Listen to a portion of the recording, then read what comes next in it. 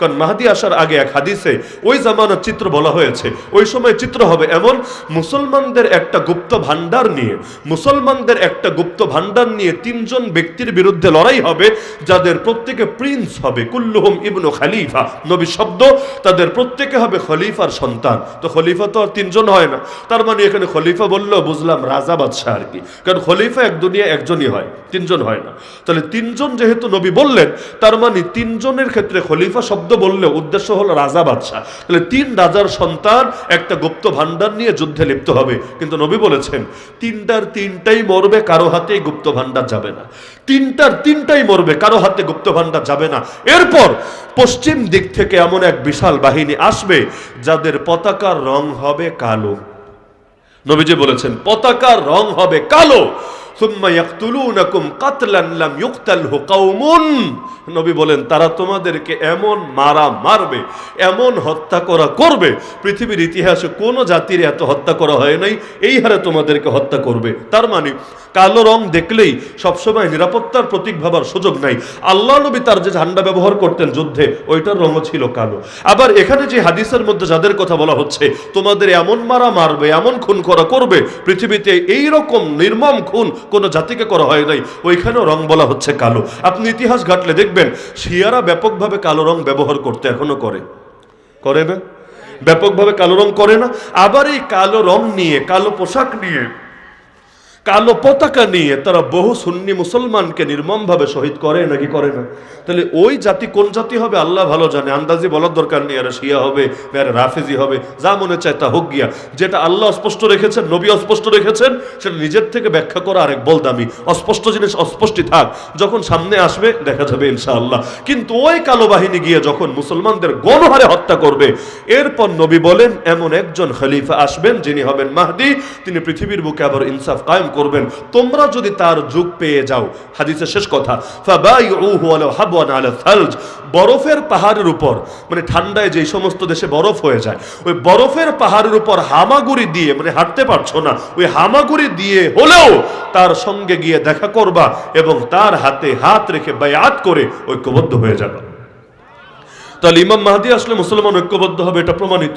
এমনকি তার জামানায় তো নবী ঈসা আলাইহিস সালাম নেমে আসবেন আসমান থেকে। ঈসা আলাইহিস সালাম জিন্দা না মুর্দা?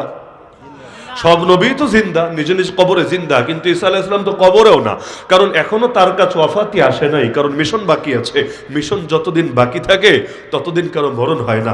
আল্লাহ যদি আপনার কপালেও লিখে রাখে, আপনার কপালে, যে আপনার হাত ধরে এদেশের আকাশেও একদিন কালেমার পতাকা পথ করে উঠবে, এরপর যদি র চায়, মোসাদ চায়, সিআইএ চায়, পৃথিবীর সব এজেন্সি চায়, এমনকি সব রাষ্ট্র চায়, সব সরকার চায়, যে কোনো ভাবে আপনাকে হত্যা করবে, আপনাকে মেরে ফেলবে, আপনি নিশ্চিত থাকতে পারেন পৃথিবীর সবাই মিলেও চেষ্টা করে পারবে না আপনাকে মারতে।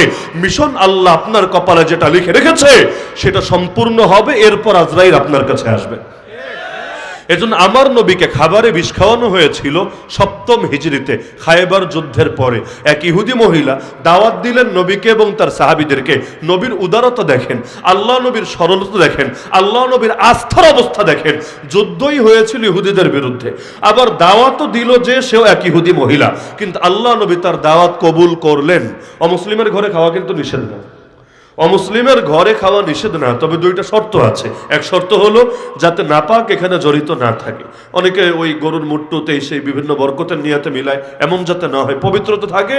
আর তাদের জবাই করা কোনো গোশত যাতে না হয়, কারণ অমুসলিম যদি জবাই করে তো আর বিসমিল্লাহ আল্লাহু আকবার বলে করবে না, আল্লাহর নাম নিয়ে করবে না, এজন্য খাওয়া যাবে না। বাকি খাবার যদি বৈধ হয়, পাক পবিত্র হয়, ওদেরটাও খাওয়া যাবে। আল্লাহ নবী গেলেন, আল্লাহ নবী সাল্লাল্লাহু আলাইহি সাল্লাম খেতে বসলেন, তার খাবারের মধ্যে বিষ মিশিয়ে দিল। একজন সাহাবী তো মুখেই দিল, সঙ্গে সঙ্গে শহীদ হয়ে গেল। আল্লাহ নবীও মুখে দিয়েছিলেন কিন্তু আর গেলেন নাই, কিন্তু মুখের সাথে মিশ্রিত হয়ে গিয়েছে। আল্লাহ নবী এবার সব সাহাবীদেরকে বলেন থামো তোমরা, কারণ সবাই তো রেডি, একসঙ্গেই বসেছে, একসাথে খেতে বসেছে, সবাই রেডি খাবে, একজন তো খেয়ে ফেলেছে, বাকিরাও মুখের কাছে আনবে। নবী বলেন থামো তোমরা, খেও না, এই ছাগলের গোশত নিজে আমাকে সাক্ষ্য দিয়েছে ওর সঙ্গে বিষ মিশিয়ে রাখা হয়েছে। আপনি বলবেন ছাগলের গোশত সাক্ষ্য দিল, ভালো কথা। তো আল্লাহ নবী মুখে দেওয়ার আগে সাক্ষ্য দিলেই তো পারতো, 2-3 সেকেন্ড আগে দিলেই তো কাজ হয়ে যেত। আল্লাহ নবী মুখে দেওয়ার পর কেন বললেন? কারণ আল্লাহ নবী নিজেই আল্লাহর কাছে শহীদ মৃত্যুর দোয়া করতেন।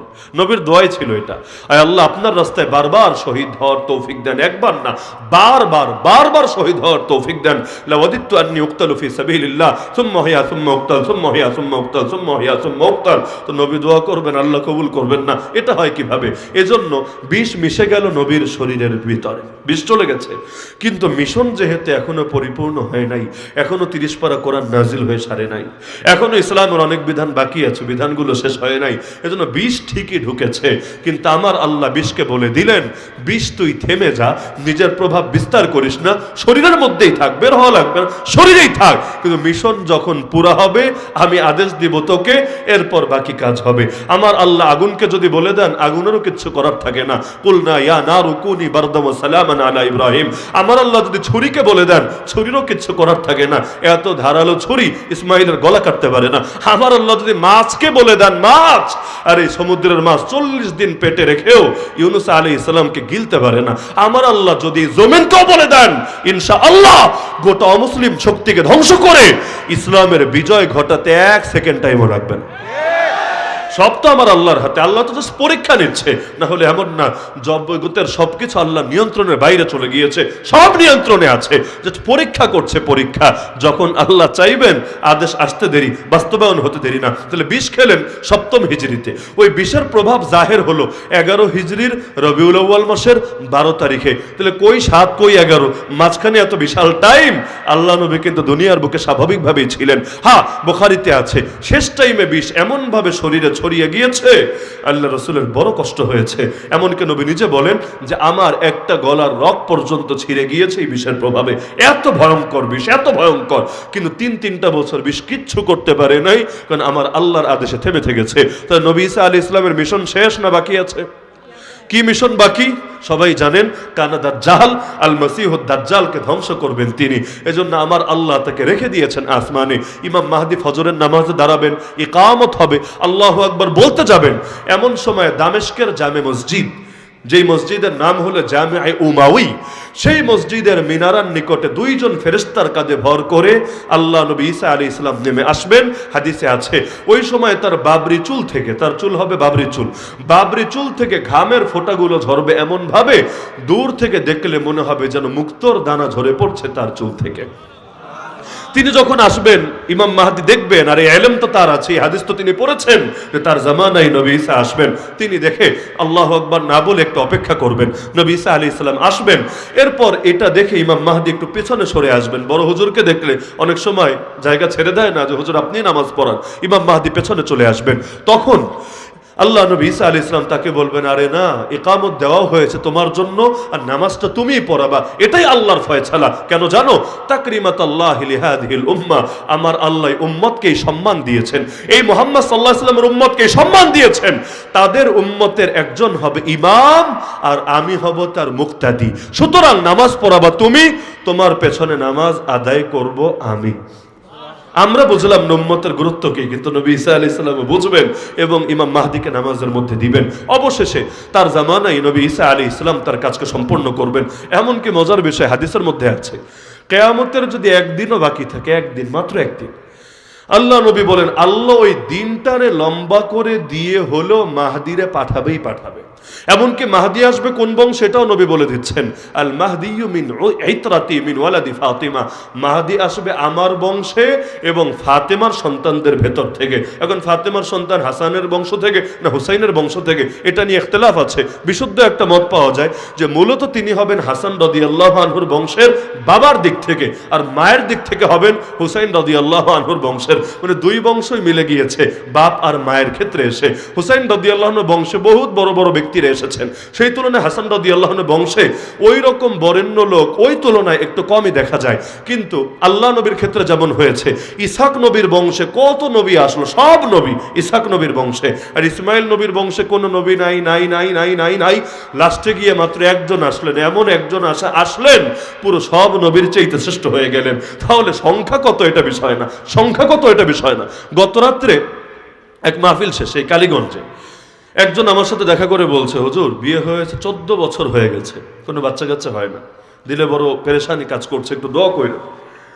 আমি প্রথমে তাকে একটা দোয়া শেখালাম, সেই নবী ইব্রাহিম আলাইহিস সালামের দোয়া, যে রব্বি হাবলি মিনাস সালিহিন, এই দোয়াটা বেশি করে পড়েন। এরপর তারে একটা সান্ত্বনা দিলাম এটা বলে যে 14 বছর অপেক্ষা করলেন, নবী ইব্রাহিম তের চাইতে আরো বেশি অপেক্ষা করেছিলেন, নবী জাকারিয়া তের চাইতে আরো বেশি অপেক্ষা করেছিলেন, লেকিন শেষ জীবনে গিয়ে হলো আমার আল্লাহ এমন বাচ্চা দেওয়া দিয়েছেন একটাই 100। ওই রকম যদি দীর্ঘ প্রতীক্ষার পরেও আল্লাহ আপনারে এমন একটা সন্তান দান করে যে একাই 100, ইনশাআল্লাহ তখন আর দুঃখ থাকবে না, পেরেশানি থাকবে না, আল্লাহ সব পেরেশানি দূর করবেন। এটা শোনার পর দেখে আল্লাহর বান্দা হেসে ফেলেছে, মুচকে হাসি এসেছে যে না, আল্লাহ চাইলে তো সবই পারেন, আলহামদুলিল্লাহ। এই জন্য মাহদি আসবেন, এমনকি মাহদির চেহারা কেমন হবে এটাও হাদিসের মধ্যে বলা আছে। তার কপালটা হবে প্রশস্ত কপাল, তার নাকটা হবে চিকন তবে একটু সরু, এরকম ব্যক্তি বিশিষ্ট। এমনকি আল্লাহ রাসূল সাল্লাল্লাহু আলাইহি ওয়াসাল্লাম তার গুণ সম্পর্কে এত বেশি আলোচনা করেছেন, আমি যদি সব বলতে শুরু করি রাত শেষ হবে, আলোচনা শেষ হবে না, কারণ অন্তত 80টার বেশি হাদিস আছে তার ব্যাপারে। কয়টার বেশি? 80টার বেশি। গেলে সবগুলোর অনুবাদ করতে গেলে কি টাইম লাগবে চিন্তা করে। এমনকি কোরআনের 2টা আয়াতেও তার ব্যাপারে ইঙ্গিত আছে। কোরআনের 2টা আয়াতে, এক আয়াত হলো ইন্নাহু লাইলমুল লিসসাআ ফালা তামতারুন্না বিহা ওয়াত্তাবিউন, আর আরেকটা হলো লাহুম খিজিয়ুন ফিদ দুনিয়া ওয়া লাহুম ফিল আখিরাতি আযাবুন আযীম। সময় অনেক হবে এজন্য আর ওই তাফসীরের দিকে যাচ্ছি না। কেউ যদি এই আয়াত দুটোর তাফসীরে তাবারি থেকে, তাফসীরে কুরতুবী থেকে এবং আরো কিছু তাফসীর থেকে ব্যাখ্যা খুলে দেখেন, ইনশাআল্লাহ কিভাবে এর মধ্যে ইমাম মাহদির ব্যাপারে ইঙ্গিত আছে স্পষ্ট পেয়ে যাবেন। তাহলে আমাদের মূল আলোচনা মাহদিকে নিয়ে না, আমাদের মূল আলোচনা শেষ জামানায় যে ফিতনাগুলো হবে, আল্লাহ নবী কিন্তু ভবিষ্যৎবাণী করেছেন। তাহলে অন্তত একটা ফিতনার ব্যাপারে তো নিশ্চিত হলেন, আগামী দিনে আমাদের জন্য ভয়াবহ কিছু অপেক্ষা করছে। আর সুখ আসলে 2-4 বছরের জন্য মাঝে আসতে পারে, ওই যে বললাম শ্বাস ফেলার জন্য, কিন্তু স্থায়ী সুখের আশা করে লাভ নাই। বরঞ্চ যত দিন যাবে আমাদের পরীক্ষা তত বাড়বে। তো আপনাদের করণীয় কি, এটা বলার জন্য এত লম্বা আলোচনার অবতারণা করলাম। আমি মনে করি বলছি, আমাকে সাথে আপনারাও শরীক আছেন, সেটা হলো আমার এখন সবচাইতে বড় করণীয় হলো নিজের ঈমানকে, নিজের আকীদাকে, নিজের আমলকে এমনভাবে গুছিয়ে রাখা, যদি আমার উপর সাইয়্যিদুনা হুসাইনের মতো পরীক্ষাও নেমে আসে, সাইয়্যিদুনা বেলালে হাফসের মতো পরীক্ষাও নেমে আসে, আমি যাতে অন্তত ঈমানটুকু নিয়ে মরতে পারি, অন্তত কালেমাটা যাতে শেষ পর্যন্ত ধরে রাখতে পারি। পরীক্ষা যত বেশি হোক না কেন, দুনিয়ার লাইনে পিছালাম, অন্তত আখিরাতের লাইনে যাতে এগিয়ে থাকতে পারি। এই একটা নেয়ামত যদি অর্জন করতে পারি, আরে প্রয়োজনে হাতে আগুন ধরে রাখলে যত কষ্ট হয় ওই রকম কষ্ট করেও যদি ঈমানটুকু নিয়ে যেতে পারি, ইনশাআল্লাহ মরতে দেরি হবে, চিরসুখের জান্নাত পেতে দেরি হবে না ইনশাআল্লাহ। তাহলে শীতের রাত, খুব বেশি লম্বা আলোচনা করা উচিত না, তাও ইতিমধ্যে অনেক রাত হয়েছে, 1 ঘন্টার বেশি আলোচনা হয়ে গিয়েছে। তো সুতরাং আমি মনে করি শেষ জামানার ব্যাপারে একটা কথা বলি, সেটা হলো যতই ওয়াজ শোনেন, শেষ জামানার ফিতনাগুলো নিয়ে পড়াশোনার কোনো বিকল্প নাই। কোরআনের প্রথম আদেশই ছিল তুমি পড়ো, নাকি মূর্খ থাকো? প্রথম আয়াতই এটা, ইকরা, তুমি পড়ো, তোমার রবের নামে যিনি সৃষ্টি করেছেন। যেই কোরআন শুরুই হলো পড়ার আদেশ দিয়ে, ওই জাতি এখন কোরআনই পড়তে জানে না, বাকি পড়া রাখেন না, কোরআনটাই পারে না বিশুদ্ধ করে পড়তে। মানে শুরু হলো জ্ঞান দিয়ে, আর আমরা থাকলাম মূর্খ হয়ে। তাহলে শেষ জামানার ফিতনার ব্যাপারে সতর্ক হবেন কিভাবে? এই দাজ্জাল আসার সময় ঘনিয়ে এসেছে, এর একটা আলামতি হলো, নবী বলেছেন যখন দেখবা মানুষ দাজ্জালের আলোচনা বাদ দিয়েছে, বুঝবা দাজ্জাল আসতে বেশি দিন বাকি নাই, সে শীঘ্রই চলে আসবে। কারণ দাজ্জাল মানেই হলো ধোঁকাবাজ। আপনি যদি ওরা চিনেই ফেলেন, ধোঁকা দেবে কিভাবে? এই নির্বাচন আসলে অনেক ধোঁকাবাজ নেতা হয় কিভাবে? কারণ মানুষ আসলে বুঝতে পারে না, ওরে চিনতে পারে না, ওরে ঠাহর করতে পারে না যে কোনটা ওর বাহিরের রূপ, কোনটা ওর ভেতরের রূপ। কারণ মজার একটা কথা বলি, কারো কাছে কেমন লাগতে পারে, তাবলীগের চিল্লা বোঝেন? চিল্লা মানে ওই যে 40 দিন বিভিন্ন মসজিদে গিয়ে আল্লাহর রাস্তায় সময় কাটায়, সেটা। তাবলীগের চিল্লাও এই হারে মানুষকে আল্লাহওয়ালা বানাতে পারে না। একটা ইলেকশন যেই হারে মানুষরা আল্লাহওয়ালা বানায় ছাড়ে। কথাটা বুঝতে পারছেন? তাবলীগের চিল্লাও এই হারে মানুষকে আল্লাহওয়ালা বানাতে পারে না।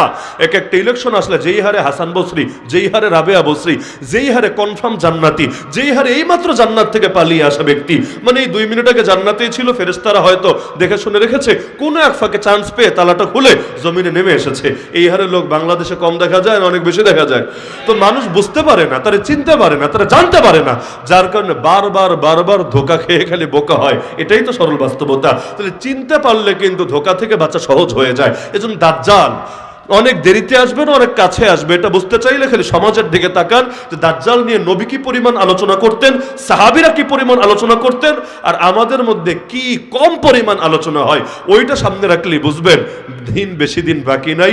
আমাদের জামানায় আল্লাহ চাইলে মাহদি চলে আসতে পারেন, আমাদের জামানায় নবী ঈসা চলে আসতে পারেন, আমাদের জামানায় দাজ্জাল চলে আসতে পারে। আর মাহদি আসলে তো আলহামদুলিল্লাহ আল্লাহ আমাদের সুন্দর পরিবেশ দিবেন, কিন্তু দাজ্জাল আসলে তো আবার নাউজুবিল্লাহ, কারণ আসবেই তো।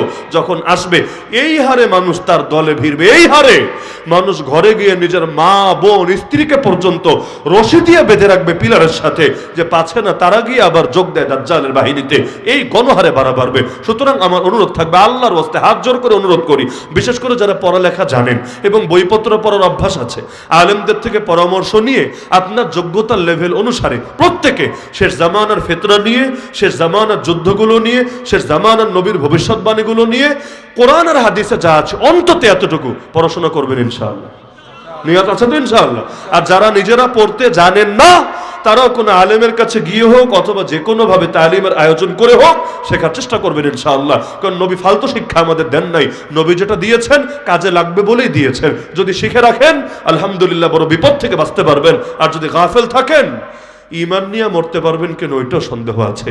আল্লাহ আমাদের সবাইকে পাঠালেন তো শেষ জামানায় ইমানটুকু নিয়ে বাঁচার, ইমানটুকু নিয়ে মরার, আর কিয়ামতের দিন ইমানদারদের দলে শামিল থাকার তৌফিক দান করুন, আমিন।